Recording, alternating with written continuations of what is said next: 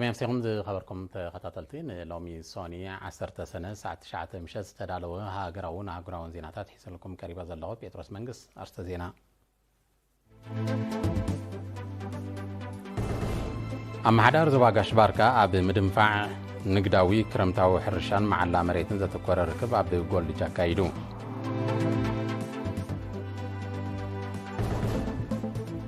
مبلغ 11 فيستيفال كوليج مدلاو ممهران أسمرا تمالي 9 سنة تقانيون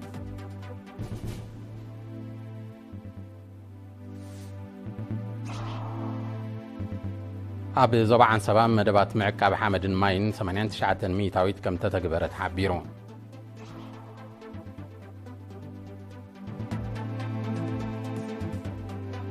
أمريكا أب معرب أفريقاويت هاجر نيجر أسفيراتو صنعت سراويت كتوت جميرة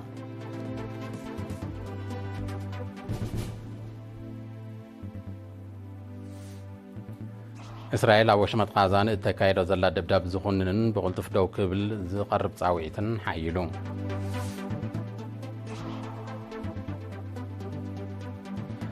قدامي مينستر ناريندرا مودين سالساين حمشت عمتات إبره قال محلا فتسيمو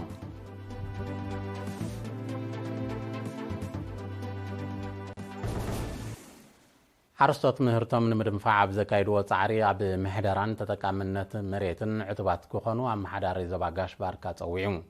مس حرستوت نزباقو لجن زقبر ركب بزملكت وكيل إيرينا داويت مهانشو زدالو زيناو تصابالو دانايت قبر هيوت كتقربايا أم حدار زباقاش باركا أمباسادر محمود علي حوري أب مدنفع نقداوي كرمتا وحرشا كمون محدران معلان حرشا مريزة تكور ركب بشوعة سنة مس حرستوت نؤزبا قولج أكايدوم اتن نؤزبا سفيح كرمتا وحرشا زكايدولون عبيت حرستوت بملكع نقداو كرمتا وحرشا زنطفلون مخانو زتقسا أمباسادر محمود حرستوت حرشا ومهرتن معباي كقبرو وزقبا أتعرن أب محدران معلان مريت كسعبو زقبو ممرحيتاتن بزملكت كأتسال ركب مكياد أقداس النوت عزوز كم زغون بمتقاس حرستو زوننو ناي حرشا مريت بقبو كم محادرون قبواتو ماليهم دحنت أكبابي أب قمت بزئتو أقباب كالموعن أنزخاخيروم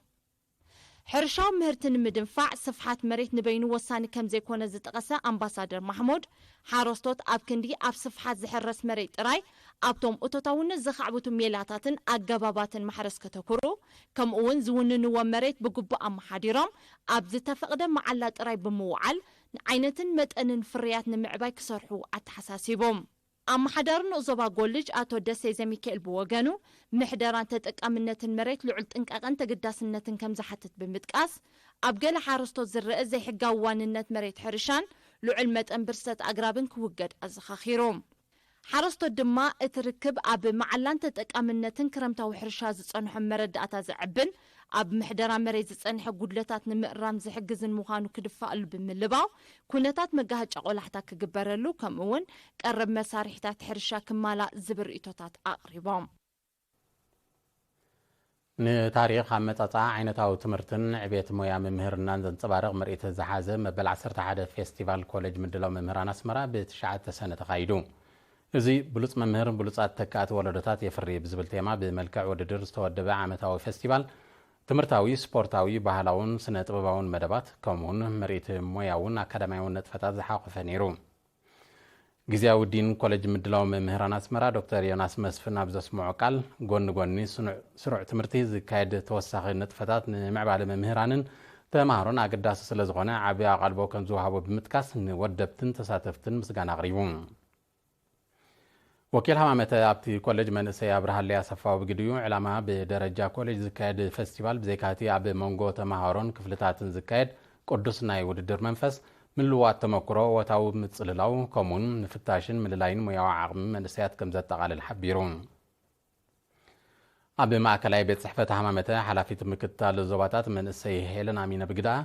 تمهرو كوليج بحفشان من سيات تمهرو كوليج مدلو ممهران أسمرا دما بفلاي ناي دحر من رعات مرتم مسزازمو علاماتات محبر زوكل عيو بقبري كان تبارغو الزخاخيران هموداتا نعوتات شلمات تعدينون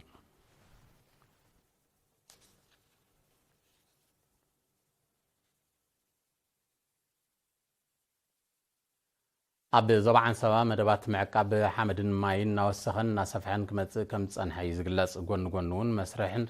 ትግባርዩ ውጽኢታዊ እናኾነ እዩ ክመጽእ ጸኒሑ ወኪል ኤሪና ሃብተ ገርግሽ ተስፋ ማርያም ንዘዳልዎ ዜናዊ ጸብጻብ እልልታ ሃብተ ማርያም ኣብ ዞባ ዓንሰባ ኣብዚ ዓመት እዚ ክትግበር ካብ ዝተወጠነ ወፍሪ ምዕቃብ ሓመድን ማይን ኣብ ግራት ሓረስቶት ብልዑል ተሳትፎ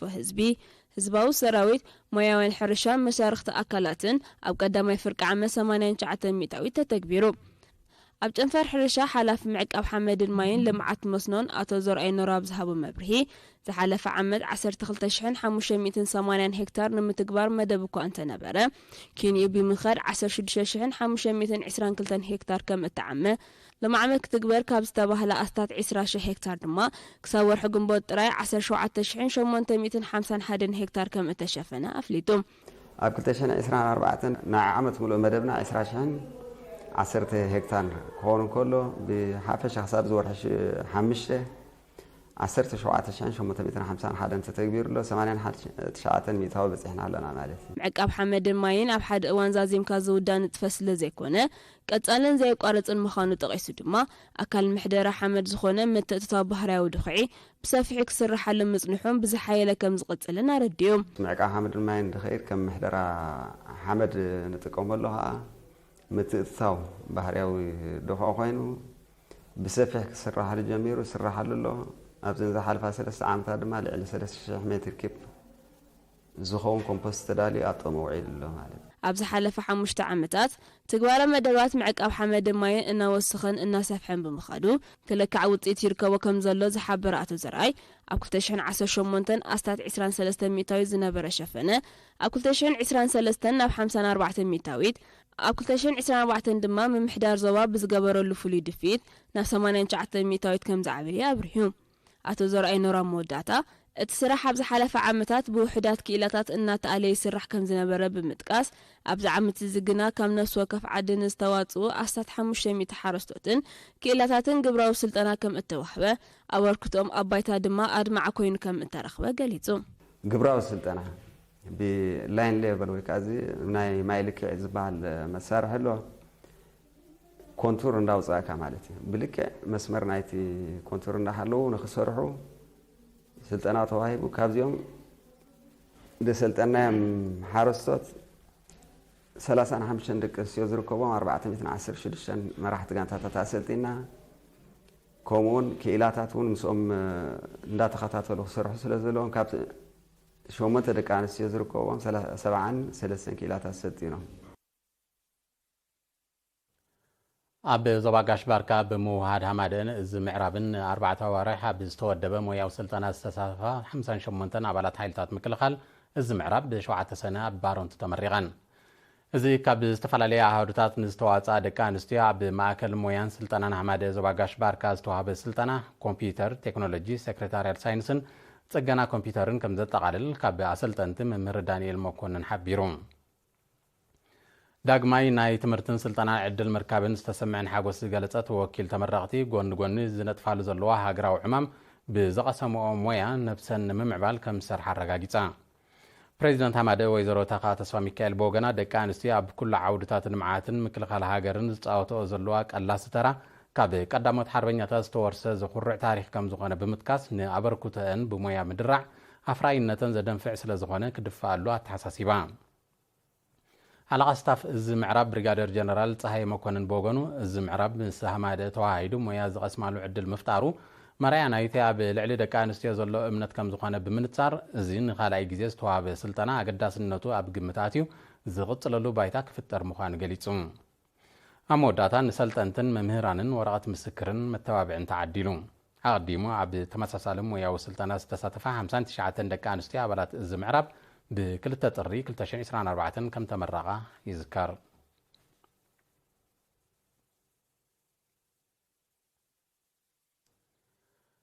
ጨንፈራ ማደ ዞባ ደቡባዊ ቀይሕ ባሕሪ ምስ ጨናፍር ሃብቲ ባሕርን ጥዕናን ብምትዕባር ኣፍልጦ ኣዴታት ኣብ ምድላውን ኣጠቓቕማን ተወሳኺ መኣዛዊ ምግቢ ህፃናት ክብ ዘብል ስልጠና ወዲቡ እቲ ካብ ኩለን ምምሕዳራት ከባቢን ዞባ ዓሰብ ንዝተዋፅኣ 30 ኣዴታት ብግብርን ክልሳ ሓሳብን ንሰለስተ ዋርሕ ዝተዋሃበ ስልጠና ኣብ ከባቢየን ብዝርከብ ዓሳ ጥረታት ኣሕምልትን ፍረታትን ተወሳኺ መኣዛዊ መግቢ ከዳልዋሉ ዝኽእላ ኣገባባት ዝተኮረ እዩ ኣብቲ ስነ ስርዓት መመረቕታ ሓላፊት ጨንፈር ሃማደ ወይዘሮ ሰዓድያ ኢብራሂም ኣብ ዘስማዕቶ ቃል እቲ ዕላማ ግቡእ ዕብየት ህፃናትን ቆልዑን ምርጋጽ ከም ዝኾነ ብምጥቃስ ዕሹግ ዓይነታት መግቢ ከወግዳ ተላብያ ብኻልእ ወገን ሃገራዊ ማሕበር ኣእምሮኣውን ምዕባላውን ስንኩላን ኤርትራ ጨንፈር ደቡባዊ ቀይሕ ባሕሪ ንጽግምቲ ኣደ ዋጋ 21,000 ናቕፋ 3 ዝእግራ ዓረብያ ደገፍ ከም ዝገበረ ወኪል ኤሪና ሓቢሩ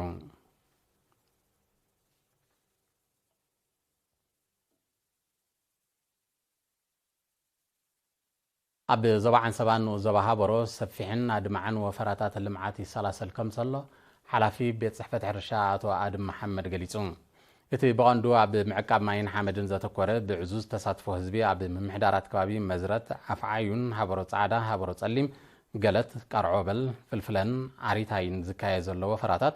ምስራሕ ዛላታትን ከትርታትን ኣብ ማይ ኩዖታትን መሬት ሕርሻን የጠቓልል እቲ መደብ ብክኢላታት ሕርሻ ተማእኪሉ ይዕመም ከም ዘሎ ዝሓበረ ኣቶ ኣድም ብፍላይ ኣብ መንእሰያት ኣስሪፅዎ ዘሎ ልምዲ ስራሕ ነቲ ውሕስነት መግቢ ንምርጋጽ ዝግበር ዘሎ ምርብራብ ዱልዱል ባይታ ፈጢሩ ከም ዘሎ ፍሊጡ ካብ ጠቕላላ 13437 ሄክታር ስፍሓት መሬት ንዞባ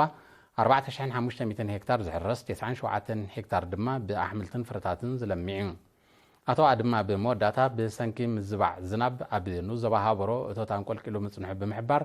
በዚ ዝዕመም ዘሎ መደባት ምዕቃብ ማይን ሓመድን ግና ምምሕያሽ ከርኢ ትጽቢት ከም ዝግበር ገሊጹ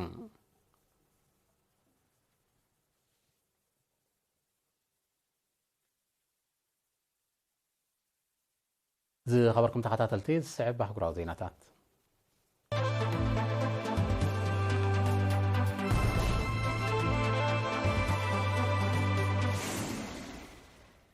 መንግስቲ ኣሜሪካ ብምዕራብ ኣፍሪካዊት ሃገር ኒጀር ኣስፊርዎ ዝጸንሐ ሰራዊትን ወታደራዊ ንዋትን ናይ ምውፃእ መስርሕ ከም ዝጀመረ ተጋዊሑ ዛጊት ኣስታት 270 ኣባላት ሰራዊትን ሓይሎ ወታደራዊ ንዋትን ካብቲ ኣብ ከተማ ኒያሚ ዝተደኮነ ማዓስከር ከም ዝወፁ ሰመዛ ኣሜሪካ ሓቢሮም ብዝተበጽሐ ስምዕ መሰረት ኣሜሪካ ኣብ ኒጀር ኣዋፊራቶ ዝጸንሐት ኣስታት 1,000 ሰራዊት ክሳብ 15 መስከረም ጠቕሊላ ከተውፅያ እዚ ከምዚ ኢሉ እንከሎ መንግስቲ ኒጀር ኣብቲ ኣሜሪካ ክትግልገለሉ ዝጸንሐት ማዓስከር ኣባላት ሰራዊት ሩስያ ክሰፍሩ ምስ ሩስያ ኣብ ስምዕ ከም ዝበጽሐ ይፍለጥ ኒጀር ማእከል ናይቲ ኣሜሪካ ኣብ ዞባ ምዕራብ ኣፍሪካ ዕብለላኣ ንምርግጋጽ እተካይዶ ንጥፈታት ኮይና ምጽናሓ እዩ ዝሕበር ኣብ ኒጀር ስልጣን ሒዙ ዘሎ ወታደራዊ ጉጅለ ኣቐዲሙ ሰራዊት ፈረንሳ ክወፅእ ምእዛዙ ዝፍለጥ እዩ መንግስቲ ኒጀር እንግዳማዊ ምትእታው ቀንዲ ጠንቂ ሽበራን ንሱ ዝፈጠሮ ማሕበራዊ ቁጠባዊ ሽግራትን ከም ዝኾነ እዩ ዝገልጽ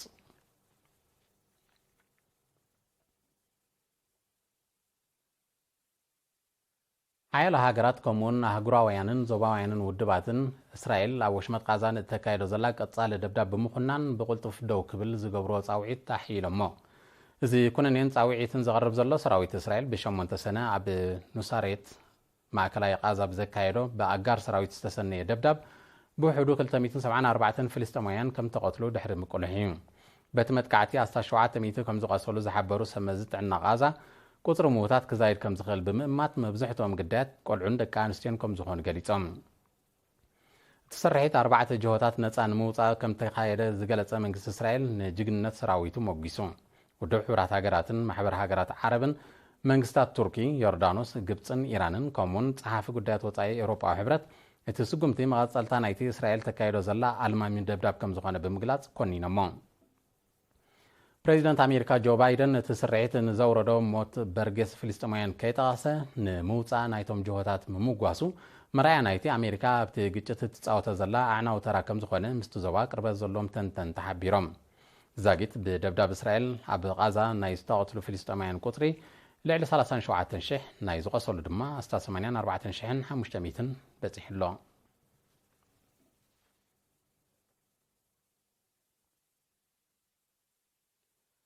ቀዳማይ ሚኒስተር ህንዲ ናሬንድራ ሞዲ ንሳልሳይን ናይ 5 ዓመታት እብረት ማለት 9 ሰነ ቃል መሓላ ፈጺሙ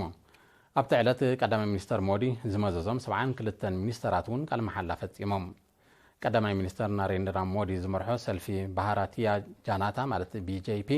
ኣብ ባይታዊ ምርጫታ ሃገር ኣብ ዝበዝሐ መናብር ክዕወት ብዘይምኻሉ ምስ ካልኦት ሰልፍታት ልፍንቲ ብምስራት እዩ መንግስቲ ኣቆይሙ ዘሎ ቁጠባ ህንዲ ኣብ ዝሓለፈ ዓመት ብ8.2 ሚእታዊት ከም ዝዓበየ ዝተቐሱ ጸብጻባት ኣብ ዓለም 50 ተርታ ክትሕዝ ከም ዘኽኣላ ይገልጹ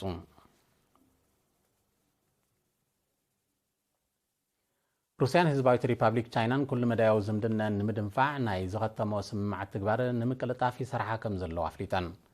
ክልቴን ሃገራት ንዝገለጻ ሚኒስትራት ጉዳያት ወጻኢ ሰርጌይ ላቭሮቭን ዋንጊዩን ጎኒ ጎንቲ ሎሚ 10 ሰነ ኣብ ሩስያዊት ከተማ ኒዥኒ ኖቭጎሮድ ዝተኻየደ ኣኼባ ሚኒስትራት ጉዳያት ወጻኢ ብሪክስ ኣብ ዝገበርዎ ርክብ እዩ ክልቲኦም ላዕሎት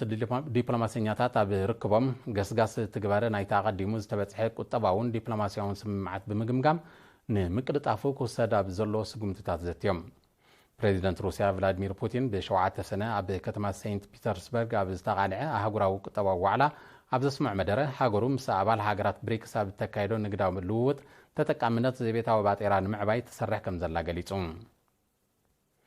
ቻይናን ሩስያን ዘካይድኦ ንግዳዊ ልውውጥ ብዘቤታዊ ባጤራን ካብ ዝገብሮ ንድሓር ንግዳዊ ዝምድናን ዝያዳ ከም ዝደልደለ እዩ ዝሕበር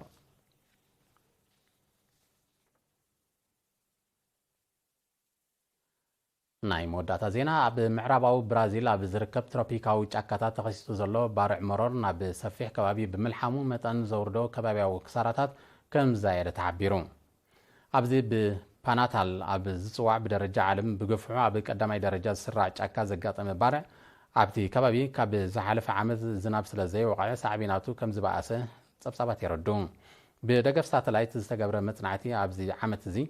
ኣብቲ ጫካታት ተኸሲቱ ዘሎ ባርዕ መሮር ምስ ናይ ዝሓለፈ ዓመት ክነጻጸር እንከሎ ብልዕሊ 9 ዕፅፊ ከም ዝዛይድ ዝተቐሱ ጸብጻባት ኣብ ትሕቲ ቁፅጥር ንምውዓሉ ስጉምቲ ክውሰድ ጸዊዖም ኣብ 2020 ዘጋጠመ ባርዕ ልዕሊ 16 ሚታዊት ካብቲ ጫካታት ከም ተሃሙኸ ዝዝከር እዩ እቲ ጫካታት ዝተፈላለዩ እንስሳታት ዘገዳም ዝርከቦ ኣብ ዓለማዊ ኣከባቢያዊ ውርሻ ብቐዳምነት ካብ ዝጥቀሱ እዩ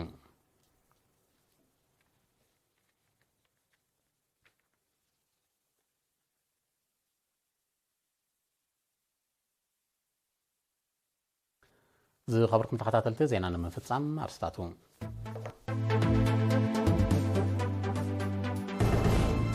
ኣማሕዳር ዞባ ጋሽ ባርካ ኣብ ምድንፋዕ ንግዳዊ ክረምታዊ ዕርሻን መዓላ መሬትን ዘተኮረ ርክብ ኣብ ኮሌጅ ኣካይዱ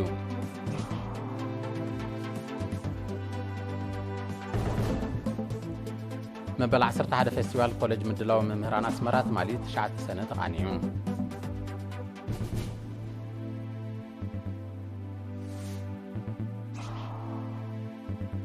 ኣብ ዞባ ዓንሰባ መደባት ምዕቃብ ሓመድን ማይን 89 ሚታዊት ከም ተተግበረ ተሓቢሩ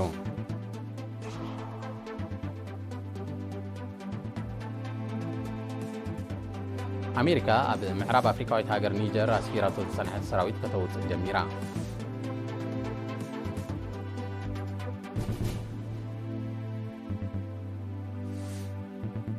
እስራኤል ኣብ ወሽመጥ ቃዛን ተካይዶ ዘላ ደብዳብ ዝኹንንን ብቕልጡፍ ደው ክብልን ዝቐርብ ጻውዒት ሓይሉ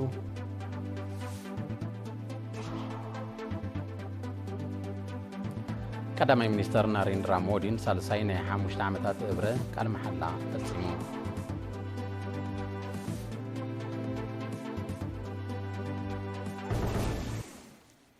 ዝኸበርኩም ተኸታተልቲ ንሎሚ ሶኒ 10 ሰነ ሰዓት 9 ምሸት ዝተዳለወ ዜና መሰናድኦ ተዛዚሙ